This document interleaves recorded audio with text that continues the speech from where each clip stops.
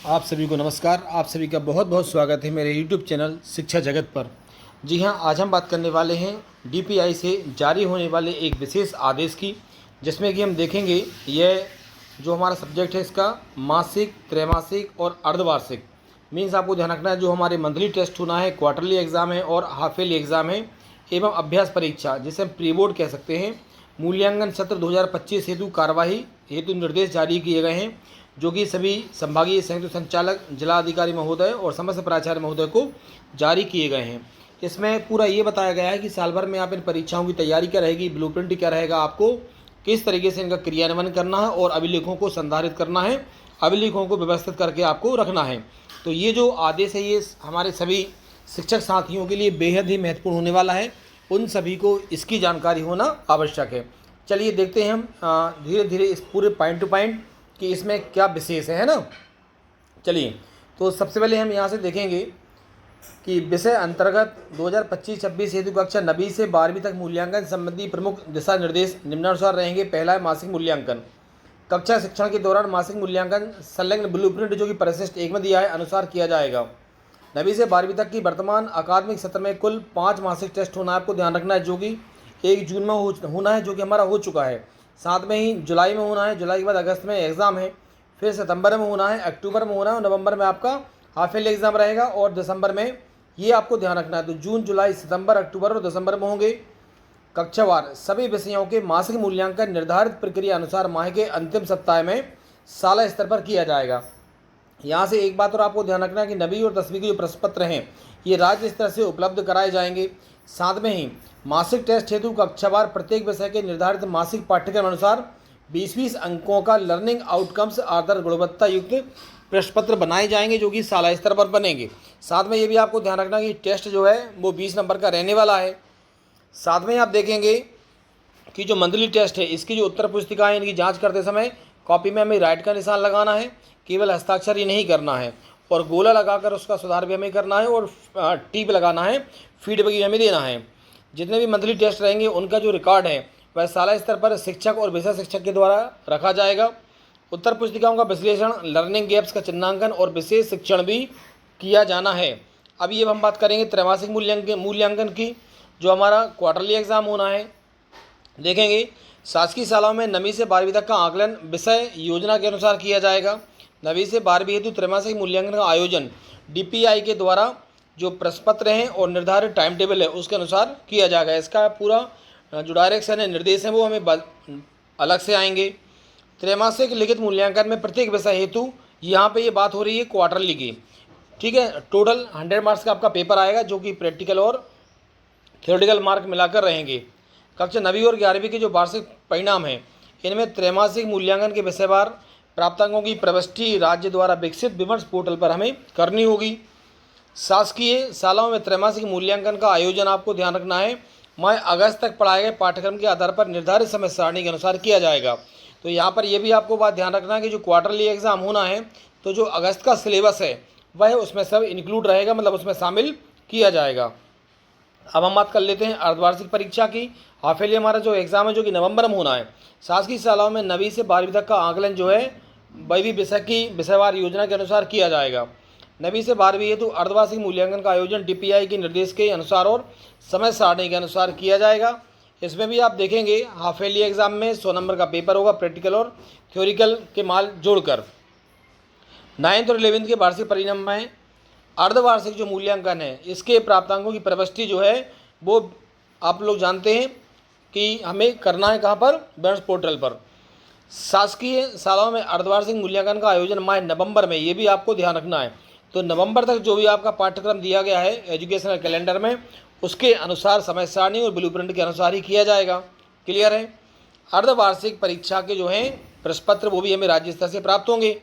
और वार्षिक मूल्यांकन देखेंगे 9th और 11th का।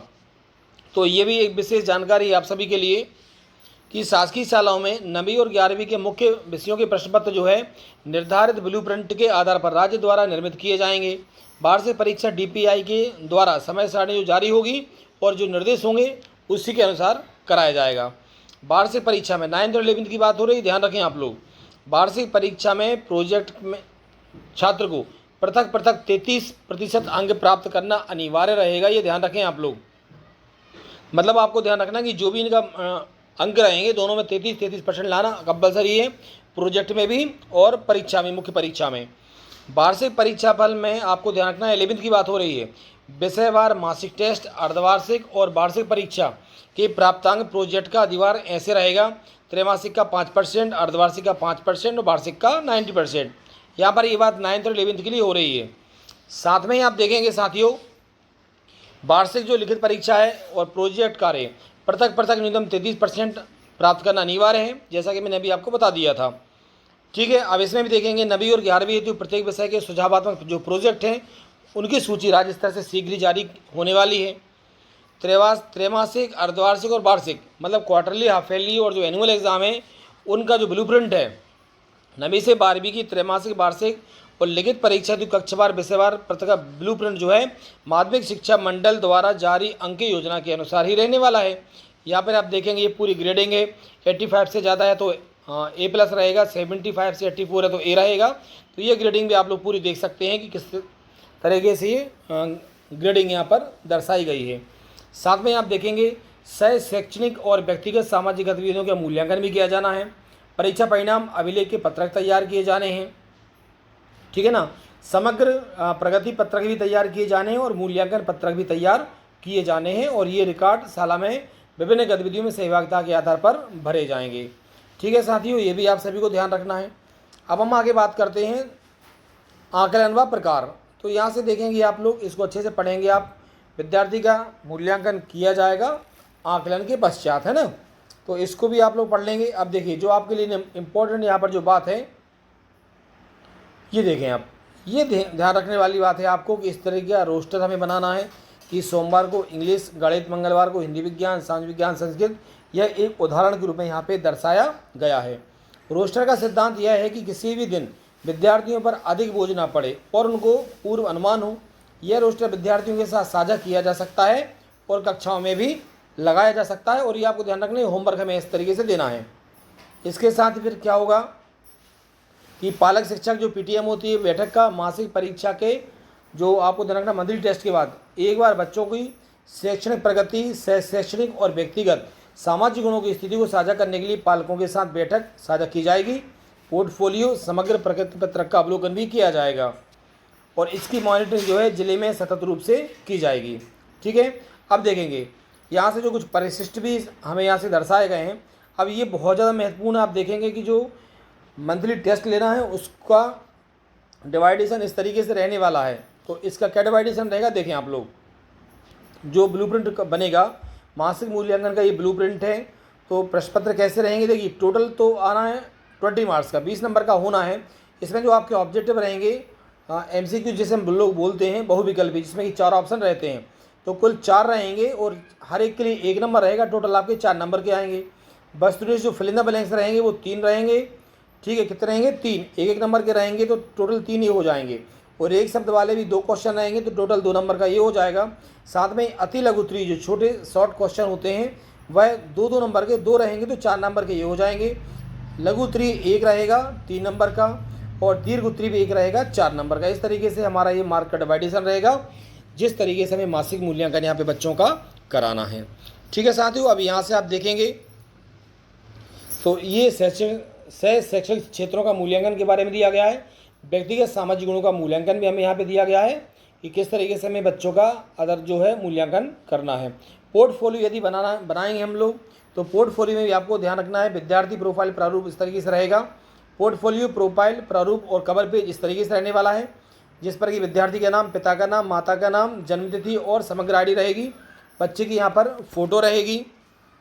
ठीक है, अब इसमें आप देखेंगे कि जो बच्चे की विद्यार्थी की दक्षताएं और कौशल रहेगा, आपकी रुचियां रहेंगी, विद्यार्थी की उपलब्धि कौन कौन सी हैं और अंत में सबसे महत्वपूर्ण है कि विद्यार्थी के जीवन का लक्ष्य क्या है और अवलोकन भी इस हिसाब से किया जाएगा। ठीक है साथियों, तो ये हम देखेंगे कि DPI से जारी होने वाली परीक्षाओं के संबंध में विशेष दिशा निर्देश प्राप्त हुए हैं। तो जैसा कि मैंने आपको बताया था कि इस वीडियो पर, इस चैनल पर आपको जो भी इम्पोर्टेंट इन्फॉर्मेशन है वो प्रदान की जाएगी। वीडियो यदि आपको अच्छा लगता हो तो आप लोग लाइक, कमेंट और शेयर जरूर करें। और जो साथी चैनल पर नए हैं, जिन्होंने चैनल को अभी तक सब्सक्राइब नहीं किया, वो चैनल को ज़रूर सब्सक्राइब करें। धन्यवाद।